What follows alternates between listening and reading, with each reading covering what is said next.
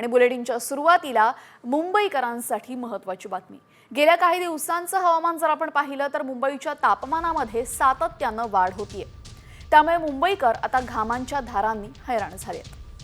वाढत्या तापमानामुळे घामोळा आणि पुरळ येण्याचं प्रमाणही वाढलेलं आहे। तेव्हा आता मुंबईमध्ये त्वचाविकारांच्या रुग्णांच्या संख्येमध्ये सुमारे 30% वाढ झालेली आहे। जीन्स सारखे कपडे जर तुम्ही घालत असाल तर मुंबईकरांना मोठ्या प्रमाणात बुरशीजन्य विकार होत आहेत।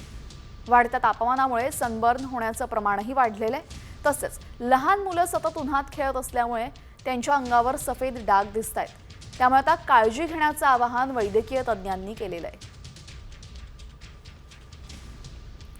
जास्तीत जास्त पाणी प्या, कलिंगड, टरबूज यासारखी फळं जास्त खा। दिवसातून किमान 2 वेळा अंघोळ करा आणि शरीर ओल्या कपड्याने पुसून काढा। सतत घाम येणाऱ्या जागेवर डस्टिंग पावडर लावावी। सफेद, सुती आणि सैल कपड्यांचा वापर करावा।